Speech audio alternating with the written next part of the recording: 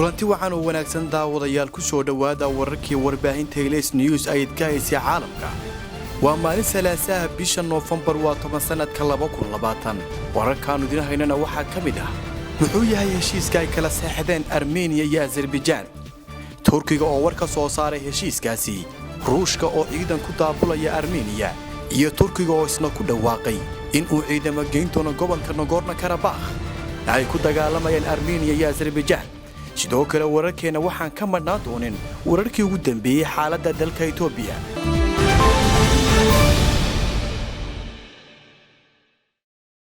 Armenia Azerbaijan iyo Russia ayaa salaasadii maanta kala seexday heshiis lagu soo afjarayo 6 bilood oo dagaal qaraar uu ka socday gobolka Nagorno-Karabakh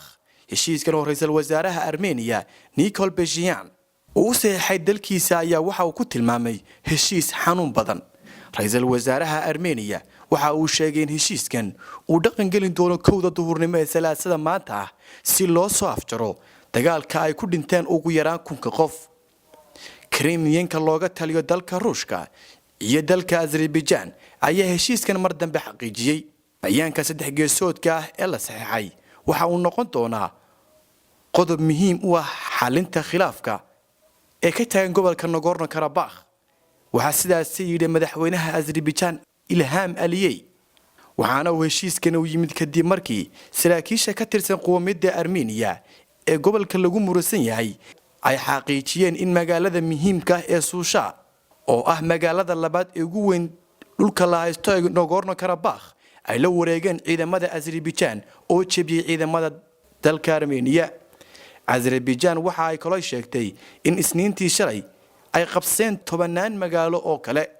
Nagorno-Karabakh waxa caalami ahaan loo aqoonsan yahay in ay ka tirsan tahay dalka Azerbaijan laakiin dadka ku nool ayaa u badan qowmiyadda Armenia ra'iisul wasaaraha Armenia waxa uu sheegay in heshiiskan uu daba socday falaqeyn dheer kadib oo ku saabsan xaaladda militari ee ciidanka dalkiisa taasi oo la arkay in ciidamada Azerbaijan ay u sii dhawaanayaan magaalo madaxda gobolkaasi Nagorno-Karabakh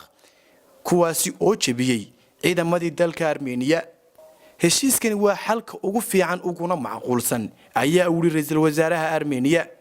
dhanka kale madaxweynaha Azerbaijan waxa uu sheegay in heshiiskan uu ahaa mid taariikhda galay iyo in Armenia lagu qasbay in ay gorgortanto kadib guulaha istaba joog ah ee ay gaarayaan militariga Azerbaijan laguna jebiyay ciidanka Armenia heshiiskan waxa kamid ah in Armenia ay dib u soo celiso qayb kamid ah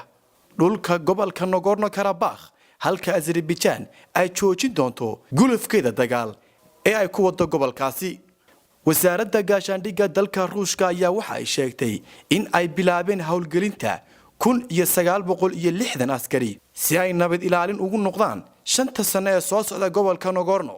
madaxweyne Putin waxa uu sheegay in la dejin doono jiida hore ee Nagorno-Karabakh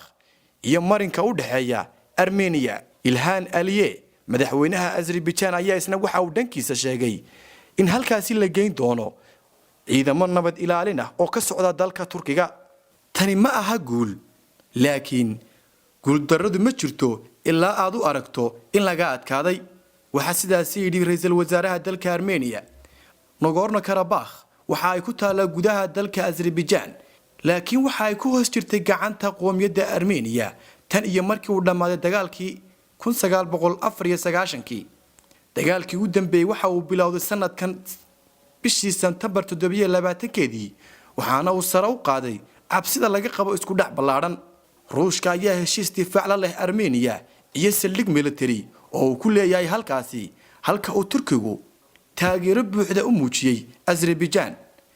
saacada ka hor inta aan la saxeexin heshiiskan Azerbaijan waxa ay raali gelin siisay Moscow waxaana ay u soo bandhigtay in ay bixinayso magdhow kadib markii ay qiratay in si qalad ah ay u soo riday diyaarad helicopter ah oo uu leeyahay dalka Ruushku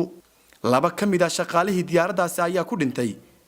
dhacdada diyaaradaasi lagu soo riday halka mid saddexaadna uu ku dhaawacmay Turkiga ayaa waxa uu ka hadlay heshiiska ay kala saxdeen Armenia iyo Azerbaijan oo in ka badan 6 toddobaad dagaal culus ku dhexmarayay gobolka Nagorno-Karabakh Ankara waxay sheegtay in la helay guul muhiim u ah saaxiibkeeda Azerbaijan ee uu dagaalka culus kala dhexeeyay Armenia. Heshiiskan oo ay kala seexdeen Ruushka, Armenia iyo Azerbaijan ayaa waxa uu daba socday 6 toddobaad oo dagaal culus uu ka socday gobolka Nagorno-Karabakh, kaasi oo horumar ay ka sameeyeen ciidamada Azerbaijan oo qabsaday deegaano badan oo hoos yimaada gobolka Nagorno-Karabakh. Axadii la soo dhaafay waxa Azerbaijan ay ku dhawaaqday guulo muhiim u ah oo ah in ay qabsatay magaalada labaad ee ugu weyn gobolkaasi. walaalaha Azerbaijan waxa uu dagaalkaasi ku qasbay faa'iido muhiim ah, waxaana si kal iyo laaba u hambalyeynaya guusha muqaddaska ah ee ay dagaalkaasi ka soo hooyeen. sidaasi waxa bartiisa Twitterka ku qoray wasiirka arrimaha dibadda dalka Turkiga. waxaanu sii wadi doonaa in aanu noqono hal ummad, hal ruux oo aanu la noqono walaalaheena Azerbaijan, ayaa uu ku sii daray wasiirka arrimaha dibaddu. Turkiga ayaa ku eedeeyay Armenia in ay haysato dhul Azerbaijan ay leedahay, waxaana ay ballan qaaday in ay garab taagnaan doonto Azerbaijan oo ay xiriir dhow leeyihiin qoomiyadda Turkiga.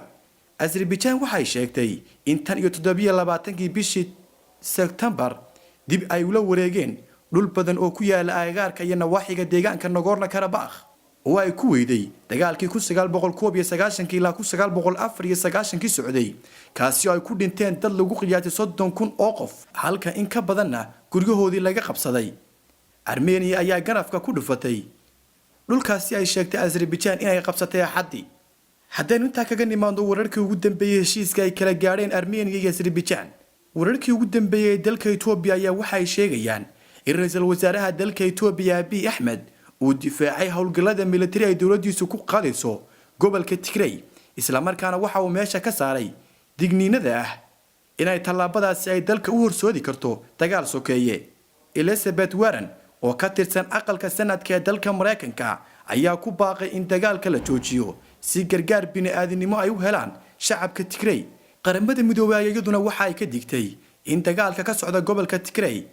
ay 9 milyan oo qof ay halis ugu jiraan in ay guryahooda ka qaxaan, maadaama oo la xiray wadooyinkii gali jiray gobolkaasi oo ay imika adag tahay in gargaar la gaarsiiyo. intaasi waxaan ku soo koobaynaa wixii warar ay warbaahinta Ilays News ay idinka haysay caalamka. intaanu mar dambe kulmi doona waxaanu kaga tagaynaa fi amaanillah. daawade haddii aad ku cusub tahay channelka Ilays News, fadlan subscribe saar